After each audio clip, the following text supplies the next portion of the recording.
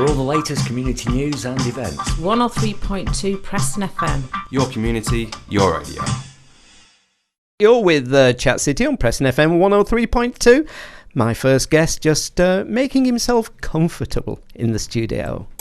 Hi there, my name's Tim Mealer, and you can check out my show every Saturday night from 9 until 11 p.m, and I will be playing you different styles of house through to techno and other electronic music styles, dating back from the 70s, the 80s, the 90s, the 2000s and up to now. That's Energised every Saturday night from 9 until 11 p.m. 103.2 Preston FM. And that's where you are, of course, with Preston FM, your local radio, online tuning radio. So wherever you are in this big, wide, wonderful world, welcome to the world's local radio station from Preston. And my guest is with me in the studio. It's Michael Allcock. And a very good afternoon, Michael. You can call me Mick, Huey. Is that okay? It's absolutely you fine, see, yeah. first time we've met and already, we're down to business. So that's nice, Mick. Thank you. Us taxmen are not that bad, you know. I'll reserve that comment until the end of the interview. And one of the things that we're going to talk about, which is often, of course, in the media, and over the next 12 months as we head towards the next general election, I would imagine we're going to be hearing a lot more about this. It's the national minimum wage. And I mean, I understand that some employers will give any old excuse to avoid paying the national minimum wage to their employees. And some common excuses that maybe we've heard about is, things like he doesn't deserve it, he's a waste of space, but she's only wanted £3 an hour. I didn't think the workers were worth it, or maybe it's because somebody's disabled and they don't think they should get the national minimum wage. So some of, I'm sure, the things that come up there. So Mick, tell us about the national minimum wage and the entitlement, and what is the national minimum wage? Right, it was set up quite some time ago now, years ago. Everybody is legally entitled to receive a national minimum hourly rates for their work. Okay, so for instance, it depends how old you are for a start. So under 18 years old, it's £3.79p per hour. Between 18 and 20, it's £5.13 per hour. And if you're 21 and over, it's £6.50p per hour. Now, those rates came into force on the 1st of October, so not more than a couple of weeks ago. Okay, so anybody who's an employee, this is nothing to do with being self-employed, this is an employee, like me, for instance, I'm employed by HMRC. I'm entitled to the national minimum wage rate of £6.50 because I'm just over 21. Right, okay? Yes. Now, those excuses that you just quoted there, those are genuine excuses. Well, they're not genuine excuses, but they are the reasons that employers gave us for not paying their employees what they're entitled to. Okay? I know part of my job, working for HMRC, and part of my colleague's job, is to make sure that the law, because this is the law, remember, is enforced. So if somebody's working for an employer and they're not getting these rates, it's our job, if you like, to go and have a word with the employer and say, did you know that you should be paying this person £6.50p per hour? And generally speaking, Huey, they genuinely say, no, I didn't know. And we then say, very politely, well, can you put it right and can you give them back the back pay that you owe them? And usually that's exactly what does happen. And do we also need to worry, given some of those excuses around he's disabled, do we need to worry also that a lot of people are not aware of what they are entitled to and what that minimum wage should be? Yeah, I think, Huey, what generally happens is that the employees know what they're entitled to, but sometimes they're a little reticent on asking for it and they don't want to cause trouble. At the moment, jobs are hard to come by. We've got all the problems, credit crisis and all the rest of it. There's not a load of jobs out there. And somebody's got an employer that's a little bit mischievous, shall we say, on a good day, who's saying, listen, I know I should be paying you £6.50p per hour, but I'll take you on, but I'm only giving you £4. A lot of people will take it. Right. Okay? Now, he's breaking the law. You're not. He's breaking the law. And if we find out that he's only paying you £4 per hour, then we'll do something about it and we'll make sure you get the extra. what happens very often is when people leave the job, they come and tell us, and then we'll go and see the employer. But what we do here, we have, if you like, a rolling programme where we would see just about every employer in the country on a rolling programme. So somebody phones us up and says, my son or my mum or my grandma or whoever it may be, they're only getting £3, £4 an hour. They should be on £6.50. Can you help us sort it out? We're not going to go knocking on the employer's door and saying, Jimmy Bloggs' mum's told us that you're not paying him what he's entitled to, because we really know what's probably going to happen. He's going to be, yeah. So we, as I say, as part of our rolling programme, we would go around there, we look at people's wage records, we look at the hours the employees are working, and we can see quite clearly how much they're being paid. And as I say, then we would say, did you know that you should be paying Jimmy £6.50 per hour? And usually here they do say, oh, I didn't know. Says he with a wink in his eye. And generally speaking, they then pay them back. If they don't, they can be prosecuted and they will get a fine, and their names will be published. So they don't usually want the bad publicity and all the rest of it that goes with it. And it's enforceable through the court, so they don't want that. Right. And I mean, is everybody entitled to those hourly rates? Yeah. What about if you're part-timer, perhaps over 65? Yeah, it's absolutely fine. You can be an employee who's 95 years old and you're entitled to exactly the same national minimum wage rate, £6.50, as somebody who's 25. So it doesn't matter if you're part-time, full-time, it doesn't matter how old you are. Those are, by law, those are the rates that you must be paid. If I can give you the best example here are cases that we found where people are being a little bit, well, basically, they're being ripped off by their employers, and let's not beat about the bush with this. Do you remember the old days when people used to sew garments and used to get paid piecework? Yes. Or they used to make something, and depending how many you could do in an hour, that's what you got paid. Well, if you're sewing a garment and you can do 4 in an hour and you're only getting paid £1 per garment, you can only earn £4 in the hour. That's your piecework.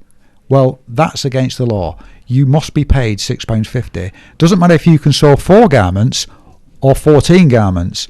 You're still entitled to the minimum. You can earn more than that, but they can't pay you less than that.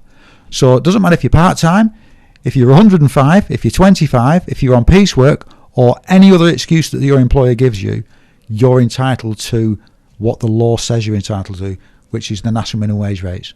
So somebody listening to this programme who's just suddenly thought, well, I'm not being paid what I'm entitled to. What should they do, or who should they tell? Right, I'll give you a phone number in a minute, okay, but the first thing you can do, all right, is go on the website. Go on the HMRC website. If you tap in national minimum wage, I did it this morning, so I know exactly how it works. So anyone listening, if you tap in national minimum wage, look for the HMRC website, go into that. There's also works and pensions websites and other things like that, Go into the website and it will tell you what you're entitled to. It will also give you the phone number that you can ring, the helpline. It'll tell you that you can ring it between Monday and Friday, 8 a.m. till 8 at night. So it's open, if you like, after you finish work and perhaps before you started work. It's also open on a Saturday morning between 9 and 1 o'clock. Give us a ring. You can do it. You don't even have to tell us who you are. Obviously that would be preferable because we need to know things like who you are, what your national insurance number is, what your employer's name is, where you work, what hours you do. And, we need some specific details. But you can talk to us generally and ask us general questions, and let us know the circumstances. The phone number. That's it, go on. 0800 917 2368. That's 0800 917 2368, and it's on the website. And as I say, you've already mentioned about, employers maybe not being happy when people report things or when they find out about things. But what do you do when someone informs on an employer then? We make one of our routine calls here. Of course, the employer. We would never tell an employer somebody's phoned up and said you're not paying them what they're entitled to.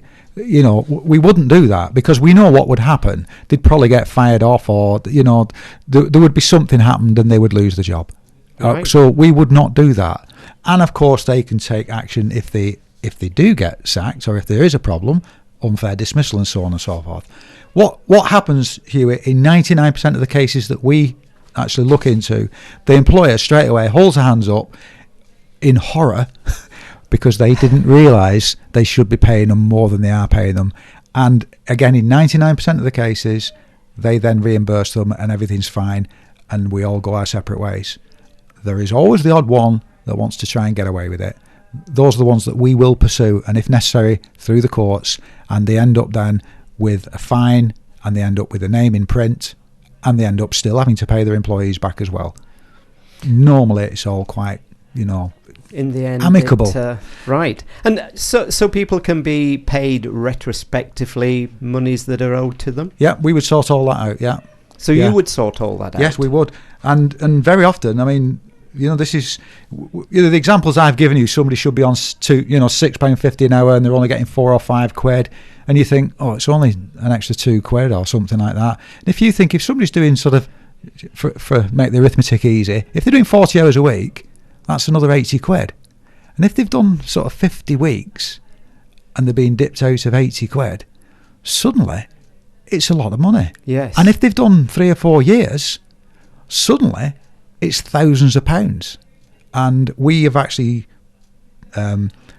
approached employers and obtained thousands of pounds for individuals who are not being paid what they're entitled to. That's our job. We do that for you.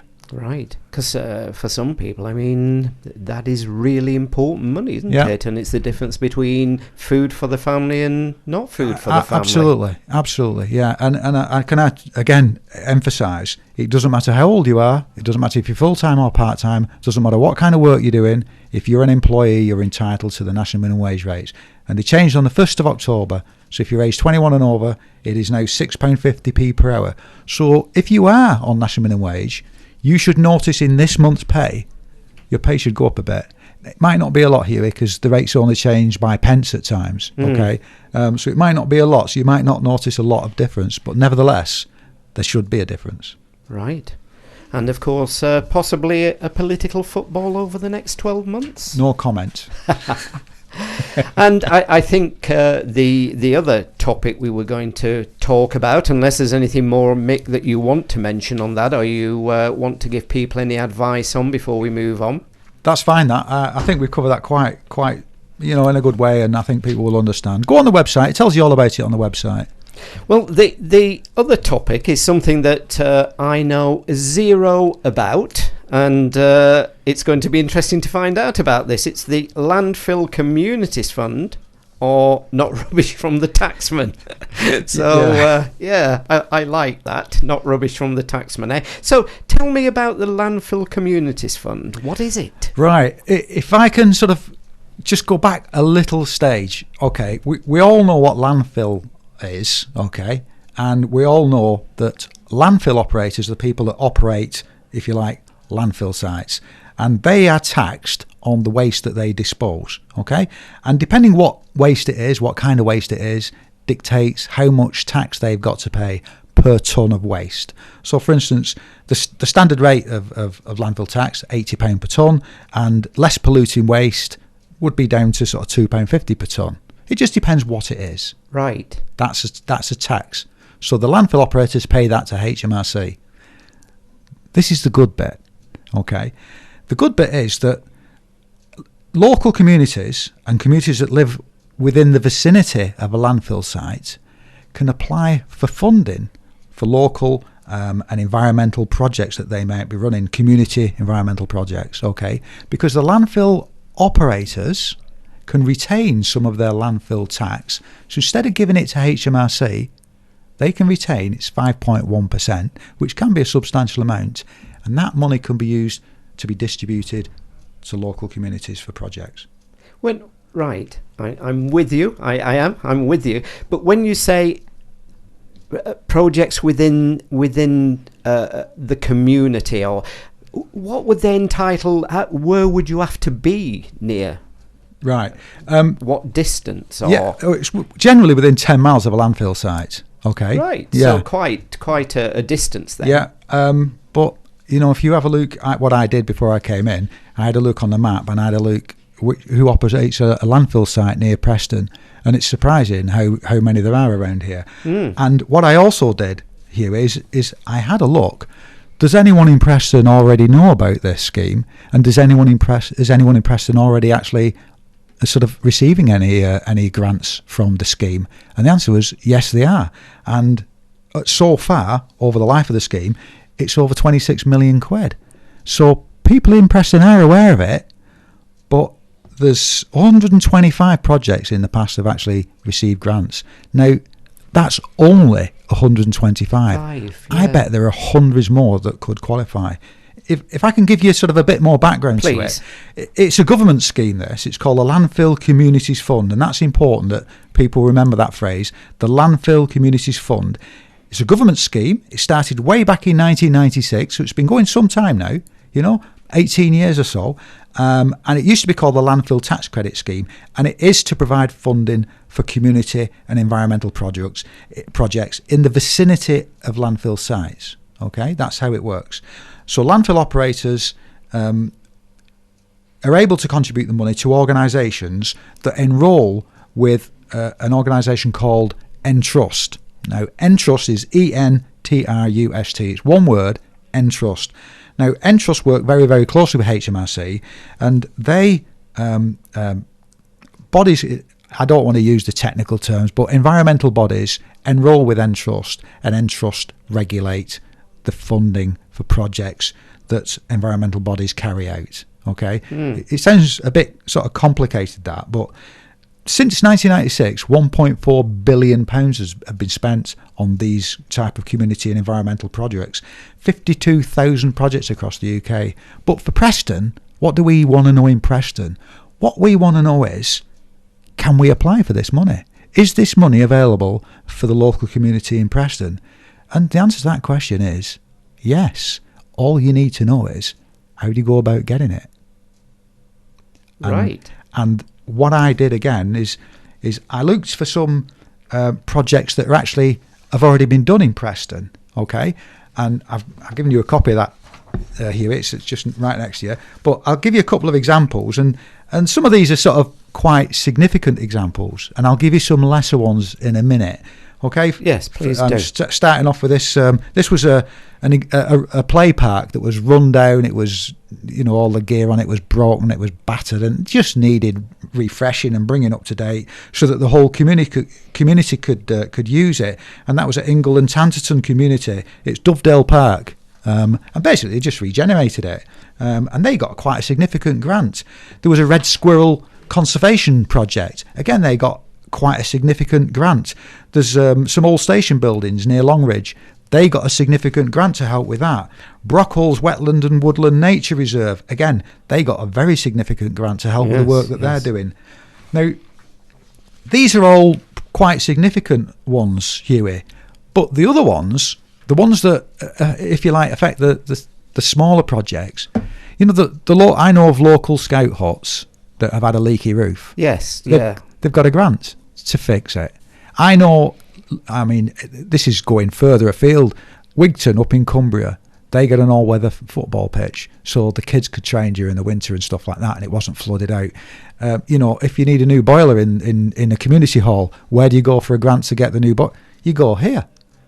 The little things like that, Huey, that affect, the small projects, the everyday projects. I'll give you another example. Preston FM. I was going to ask for a community radio station. Now, let me nail my colours to the mast here, yes, Huey. yeah, please I do not mate. regulate this. I am not anything to do with this. No. I am merely the person who is passing the message on. However, if it's a community or an environmental project in the vicinity of a landfill site, you should be thinking, hey up, does this apply to me? Can we apply for this? Would this grant...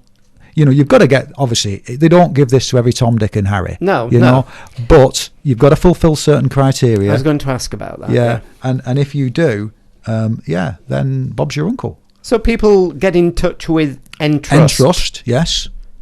Yeah. And from there... Go on a website or give them a ring. They're really nice people. I speak to them regularly. I know who they are.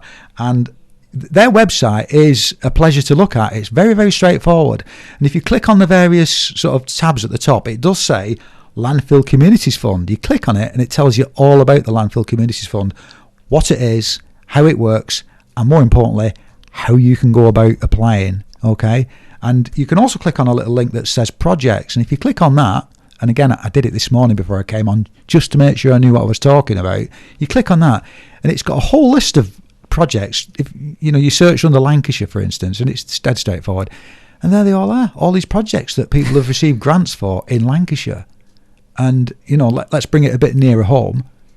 Preston, get out there, get on that website, give them a ring, and have a chat with them. The projects have got to fulfil certain criteria. And people would understand that, wouldn't they? But to know that it's there and to be able to apply. Yeah, I'll give you a couple of examples of the criteria. There are 5 or 6 pieces of criteria that, and it's regulated quite, the site visits, it's regulated, very closely, obviously. But a couple of examples: to protect or enhance a species or its environment where it naturally occurs. So, for instance, there's been projects to fund bat hibernaculum. Apparently that's where bats hibernate, stuff like that. I mentioned the red squirrel one earlier on. I mentioned a wetlands conservation area earlier on. That type of thing. That would be projects, restoring salt marshes, improving habitats, and so on and so forth. There's another one that says providing or improving a general public amenity. Okay? And again, there's been a wide range of projects that qualify under that. Playgrounds, community centres, visitor centres, facilities for sports clubs, skate parks, disability access improvement, planting public gardens, enclosures at zoos, creating woodland boardwalks. I like doing a lot of walking, Huey. Yes. And I often think, who's the nice fella or lady or group who puts all these things down so I don't get me boots sopping? Yeah, and I think perhaps they've applied for a grant through Entrust, that sort of that comes from that nice bloke at HMRC. Well, Mick, I'm so pleased to hear about the Landfill Communities Fund, and I think I know a few people who's probably on that website right now as we speak. Good. Well, that's what it's all about. I mean, the money's there. You just need to know where to go to ask. You might not fulfil the criteria, but it costs you nothing to ask and to have a look. And if you don't, then you never know, do you? Yep, absolutely. Mick, been a pleasure to meet you this afternoon, and I think you're back with us again quite soon. Another, usually monthly around this time, yeah. Well, been a pleasure meeting you this afternoon, so thank you coming in. Thank you. 103.2 Preston FM. Keeping it local.